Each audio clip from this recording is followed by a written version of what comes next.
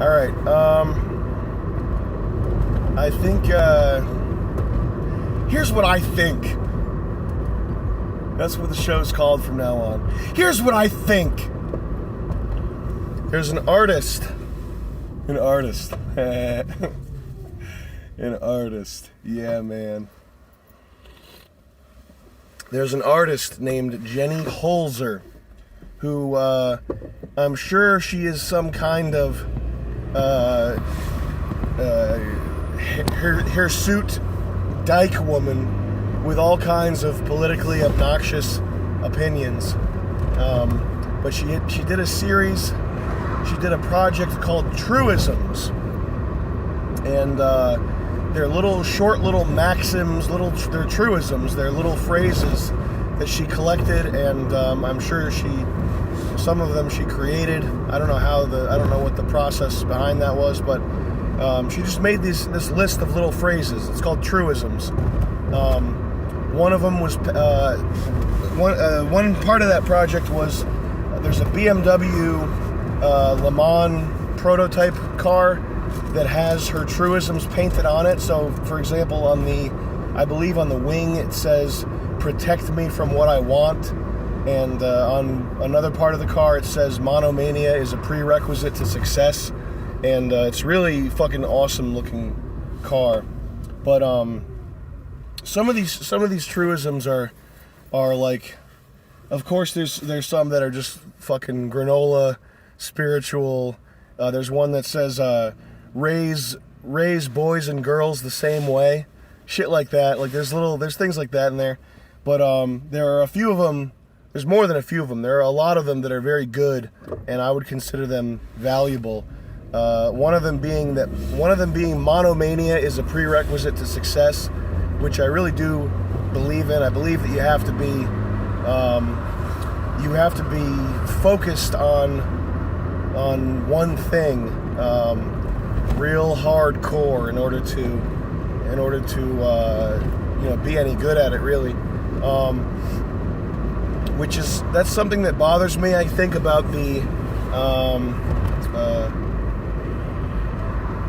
about Tim Ferriss getting things done, bulletproof coffee, that type of shit, because I'm sure there are definitely ways where, like, setting yourself up properly, setting yourself up for success with your lifestyle and with your habits. I'm sure that's got to be a good thing. It can't be a bad thing. But I think if you're trying, I guess this is the creative aspirations video. I don't really know. I don't know how to have a normal, successful life, I guess.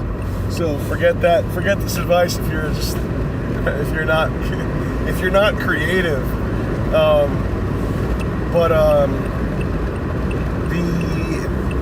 making lists and organizing your time well and doing all the 4-hour work week, all that type of bullshit, that is not going to really help you make a song. For example, a song that is really good. It's just not going to happen. That's not the way it works. You have to be sort of feverishly obsessed in an unhealthy way. You like this right here? You have to be. It's an unhealthy thing. The creative process. I mean, just look at Frank Yang's videos. Go look at Entropy Workout and tell me if that looks like someone who's doing bulletproof coffee or whatever. The real process, making something solid, making something that you're gonna be happy with 5 years, 10 years down the line. That process is a bloody, nasty process, and if you want to live that way full time, if you want to be a hardcore artist, you're gonna have like a lot of cigarette butts in your house. You're gonna have you're probably not gonna be eating too good. etc., etc., etc. I mean, it's like you got to decide how much of that you want versus how much you want, a BMW 3 Series lease, I suppose. Or like clean clothes. How bad do you want clean clothes? Which brings us back to get yourself an ugly, fat girlfriend who will do your laundry for you. It's so important. Oh my God. I can't believe how much you guys are missing out. You fucking guys are probably like, I want a hot girlfriend. No! You know how many problems a hot girlfriend brings to the table? That's like, I want homework. I want extra homework. I want guys trying to fight me. I want negative attention all the time. I want problems in my life. I want an entitled bitch. I want an entitled bitch that I can't be myself around or get along with or make jokes with or anything. No, man. Good God. Get you a worker. Get you a girl who will put on the latex gloves and clean the sink. Oh my God, you're missing out so much if you think you need a hot girlfriend. You're fucking retarded right now. Oh my God. I'm smiling and laughing because I'm actually thinking about it. I'm thinking about all you Hydlers. Hi Hydlers, watching this right now, who I'm sure some of you have girlfriends. The people who watch my videos are popular and cool. Why wouldn't you have a girlfriend? But I mean, it's not like you've never had a girlfriend, right? At least you've had one. But I know there's got to be some. Oh, there's a big ugly one right there for you. I know at least some of you. Let's where are we going here? Good old Fall River. The FR. Good old Fall River. I'll pull into the car wash here and spray myself down. Haven't had a shower in days. Oh shit, tuner. Can you see? You see? Yeah, cool. Cool orange Civic, my man. That thing probably goes fast as fuck. That thing goes fast as fuck. I'm loving it. I'm loving it.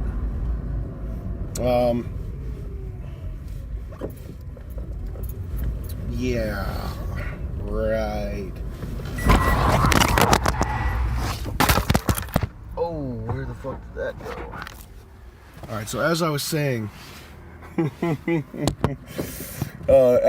before I popped 2 tires, before I damaged my vehicle, oh, there's fucking 2 cops right over there. Goodbye. Bye. I gotta go. Yes, officer, I was filming a YouTube video. Don't you know who I am? I have 20,000 subscribers on my alternate channel. Perhaps you've heard of it? It's pretty influential. I think Elon Musk watches the videos. Alright, fucking god damn it. Okay. Alright, so get you this idea that you have in your head that you need to be, I need the perfect cutie. No. You're never gonna find the perfect cutie. You're not gonna get that, okay? Trust me. Is it sirens? What? The perfect cutie is a figment of your imagination. The perfect cutie is a construct of the Matrix. It is not a real thing that you are going to ever get. So what you're going to be looking for instead is virgin, if possible. It's probably not possible. I haven't seen it around here. And then you're going to want to find someone who can fucking make food. You're going to want to find someone who knows how to make fucking noodles. Because when you get a hot girlfriend and you ask her, can you make pasta tonight? And she goes, how do I boil water? It's going to wear off real quick, okay? The allure of Oh, she's so beautiful. She's my everything. Oh my God, she's a goddess. I worship her feet. I worship her ass. That's gonna wear off real quick when she doesn't know how to make tea. When you ask her, could you get, when you ask her, hey, would you throw out the empty coffee filter and make some new coffee? And she goes, how do I throw out the coffee filter? Oh my God, man. Good God. Oh, fuck, man. Oh, fuck. You're in for a treat. Listen, I know what I'm talking about.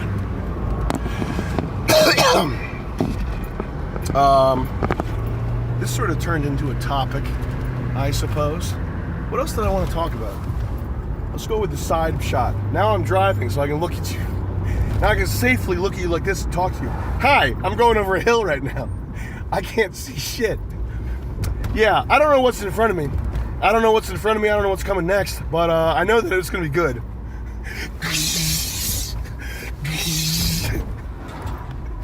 Oh, shit! There's cops all around. There's cops everywhere. They're gang stalking me. It's okay. That's the one good thing about being gang stalked by the FBI or the CIA, is that you never really have to worry about security, because they're not going to let anything bad actually happen to you. They're just going to fuck with you and follow you around and try to fuck with your head and make you fucked up like they did to me. They fucked me up. The CIA and the FBI fucked me up. One day I might be saying that for real, and I'll probably be saying it in that voice. 20 years from now, Venice Beach, I'll be on some sort of drugs, and I'll be saying that for real. I'll see you guys there. Oh yeah, anyway, what I wanted to talk about was, this is actually kind of important. Now you're probably glad that you've been listening this whole time, because I'm about to talk about something actually important. So the creative, not even the creative process, okay? Let's not make this creative aspirations. Let's make this life skills. Let's make this, we'll call this, this series is called How I Became So Cool. Now, How I Became So Cool. Volume 1. I'll have to start a new channel for this, though. The How I Became So Cool channel. I hope you guys can hear me. There's quite a bit of wind noise coming in from the window here. I guess it doesn't matter because I talk to myself all day because I'm fucked up in the head. So I just talk to myself all day. I don't even know if it's recording right now. I'm probably imagining my YouTube subscribers. I'm imagining that I have YouTube subscribers because I'm fucked up in the head. Oh shit, this thing handles. Yo, these things handle, yo. Oh shit. Oh shit. Yeah, I did officer, I've done go-karts for thousands of hours. I've done hundreds of hours of go-karts, officer. I think I know what the fuck I'm doing. Holy shit. Yeah, officer, I played Gran Turismo for basically 2,000 hours, and I also have logged hundreds of hours in go-karts, so I know what I'm doing. Excuse me. Excuse me. Oh, where the fuck are you going? Holy shit. Oh, it's just like a video cat. Woo! You gotta hit the apex at the right time. Pick your braking points and just pick the line that you want to take. I take a customized line, customized for front-wheel drive drift racers, which is what I am. The Prius C, I like to brake early, and I like to turn in a little early, and then I let the rotational movement of the car kind of take me through while I'm applying power. So it's it's sort of an understeer, oversteer combo that works really well for me when I'm drifting. Anywho, no, I'm not fucked up in the head, okay? Thank you. Thank you for having confidence in me. I'm not mental yet. I'm not a mental retard yet.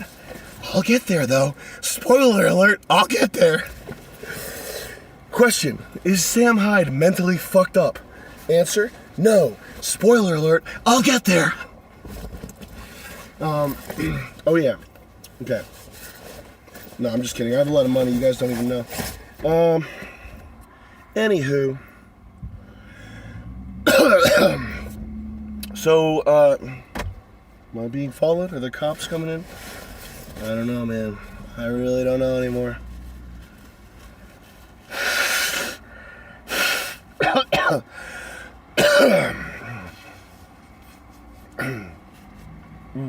Oh yeah, okay. So when I was a kid and a teenager, I did drawings, I did illustrations, and what I would do is I would draw fucking like one line on a page, or like two lines on a page, and I would decide that I didn't like the way that line looked, and I would crumple it up, and I would go through dozens of pieces of paper. And this is not like an OCD, like fucking Asperger's hand-washing retard type thing. It was a perfectionism. This was the early stages of severe perfectionism, and that was at its worst when I was probably like 12 or 13 or 14 or something. But it's a problem that I've had to deal with ever since then. And the phrase that I like to keep in mind is that the perfect is the enemy of the good. Meaning that if you are focused on creating something perfect, if you're a perfectionist, if you take your time just like whittling away at the same little thing like this, and you're sitting in your corner, it will prevent you from making stuff that is good, from making stuff that is simply good. You will have one little perfect sliver of production, which probably isn't even perfect, because when you're a perfectionist, you get such bad tunnel vision that you totally lose track of what good and bad is, and you become the thing that you're working on. It's like you become you can't judge it, because it's like a part of you or something. And it's not even a part of you. It's the part of you that is completely stupid. It's like a mental illness. It's like the part of you that is mentally ill. It becomes this little thing that you produced. And the time that you spend doing that, and the mental sickness and the tunnel vision that you take on from doing that, will totally prevent you from having all that good output that you could have had. You know what I mean?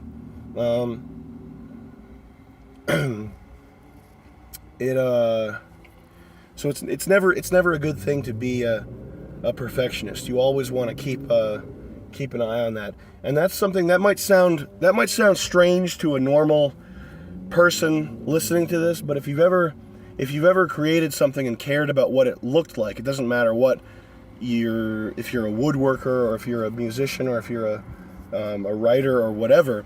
If you've ever created something that was going to be, stamped with your name, and it was going to be representative of what you're capable of making, you know what that feeling is, a little to a small extent. You know what it is to have like this apocalyptic like you're getting ready to be judged or something, to have that levied on you. Even if you've only ever, like, maybe you cared about something that you wrote for a class one time a lot. Maybe not that, but that feeling, a lot of people know what that feeling is. And I think that's really the wrong way to go about doing anything. I think you have to have a little bit of that, but you should try not to have any of that, because you're going to have a little bit anyway. So if you try your hardest to totally eject that from your list of psychic psychic disturbances, you'll have a little bit left anyway, and that's enough. What the fuck? What was I thinking? Oh yeah, okay. So I think the proper way to, go about stuff. Look up Vincent Gallo. What Vincent Gallo says about his filmmaking. He considers himself to be a blue collar worker. He considers himself to be a workman, and I think that's the proper way to look at creative endeavors. I really do. I think you want to think of yourself as a workman. You're doing a job, and you want to do it to the best of your ability, but you don't want to, because the other thing is, once it becomes this special little thing that's only for you, it loses relevance to other people. And to some extent, you don't want to be completely relevant to other people, because then you're making pop music, you're making Hollywood action, or not action films, just fucking dumbass movies. So if you try to please everyone, you try to be relevant to everyone, then you are making crap. But if you don't, if you become like an insane asylum, if you put on a straitjacket and you put fucking blinders on, and you're sitting playing with crayons in your room all day, then what you're making is, it's got to be relevant to someone. You know what I mean? And that's imperfect advice, because there are plenty of films and pieces of music and whatnot that have been made only to satisfy the artist making them. But it's something to keep in mind. Being a perfectionist versus being a workman. So that's one thing. Another thing is a similar sort of thing is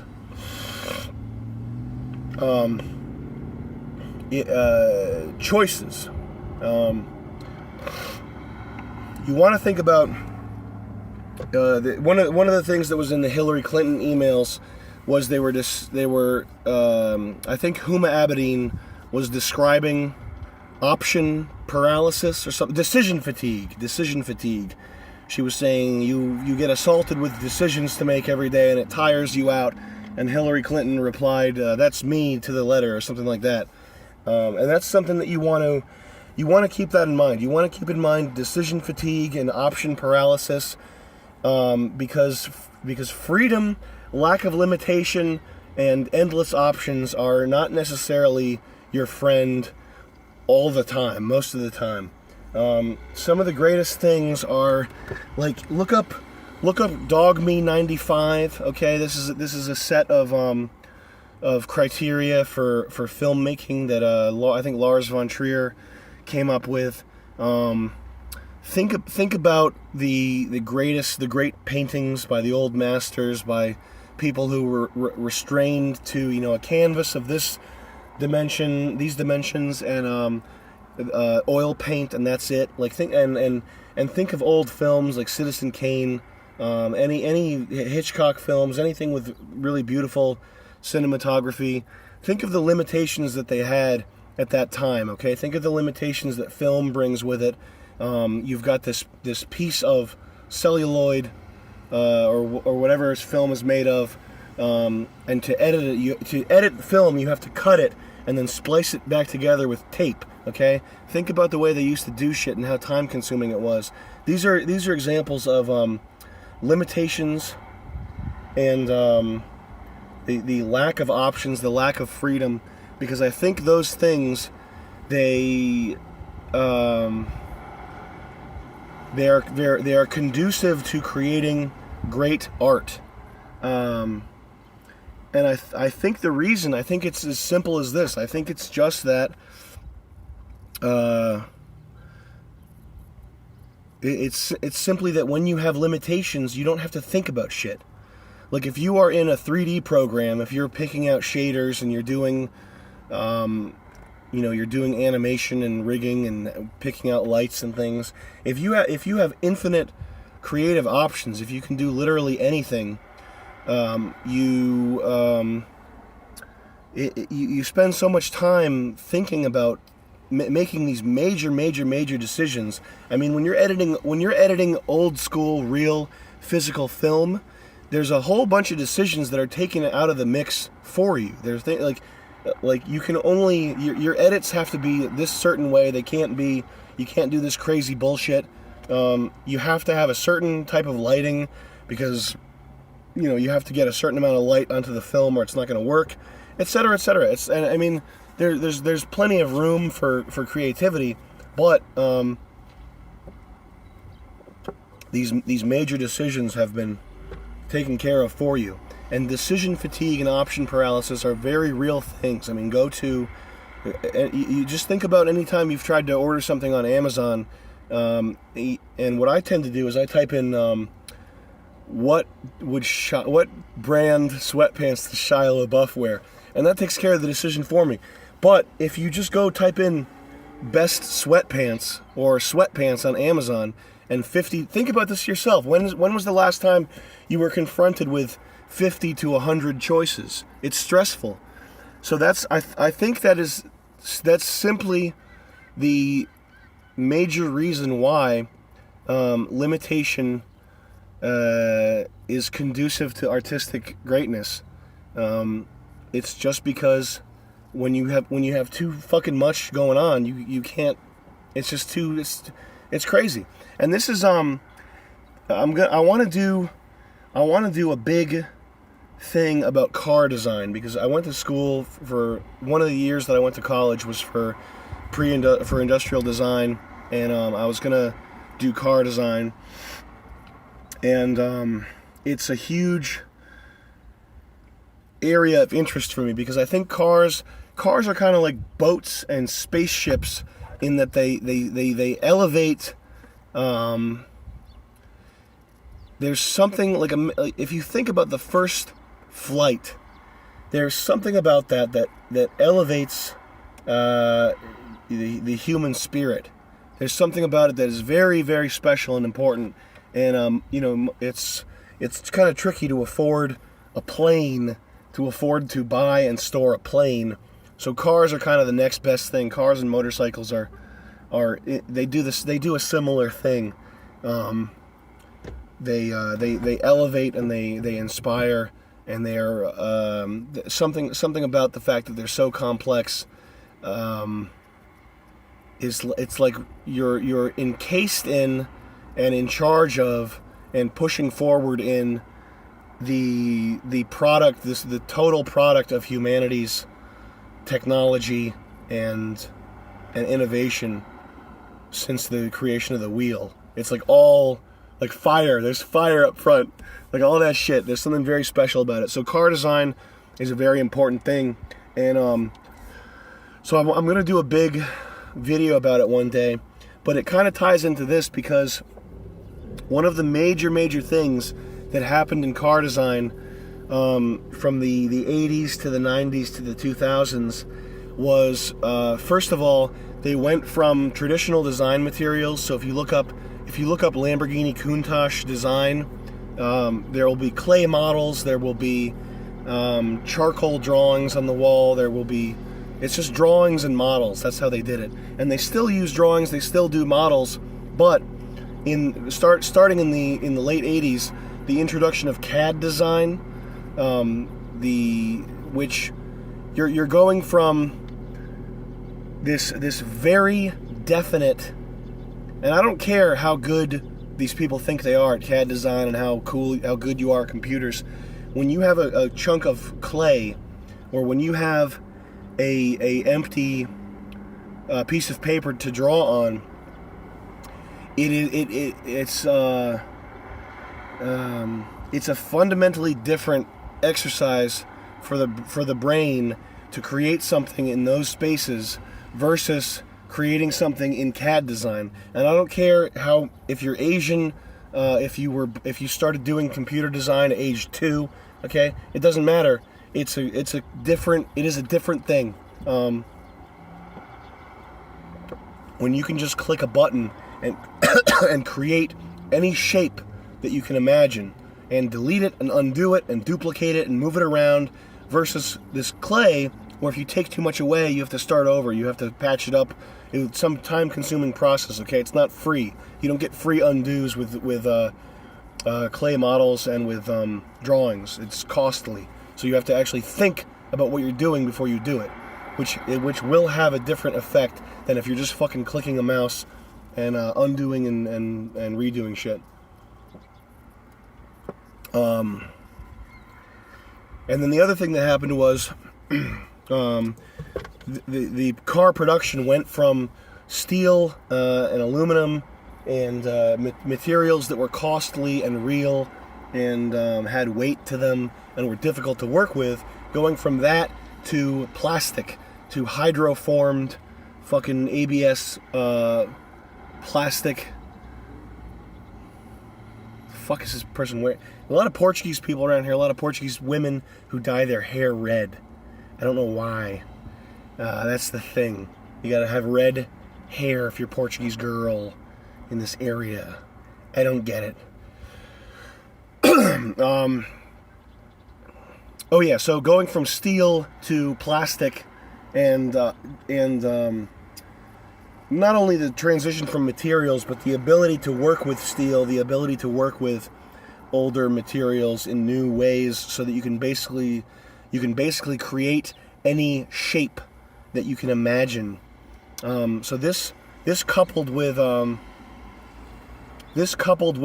CAD design means that you can now have cars that look like a bubbly alien women's shoe / sex toy. Okay, you no longer have these fenders that you'd have to hammer out or shape in a traditional way. The shapes that you can create no longer have to honor the making process, the constraints of the materials. You are totally unlimited, which is why you end up with cars that look like this fucking Honda CR, the new Honda CR-V over here. They look like fucking, like something out of Halo, like bug wagons. They look like bug wagons. That's what new cars look like. I mean, this right here, this E3. Okay, so we reached the 4 gigabyte limit on the Google Pixel. And for those of you, I'm going to upload my Google Pixel review, but I guess there's a 4 gigabyte limit on recording video, which fucking makes total sense. Because when you buy a $900 fucking phone in the future, I want to break my car right now. Fuck! When you buy a $900 phone in the future, you definitely need to keep it limited to 4 gigabytes of video. Fuck this phone.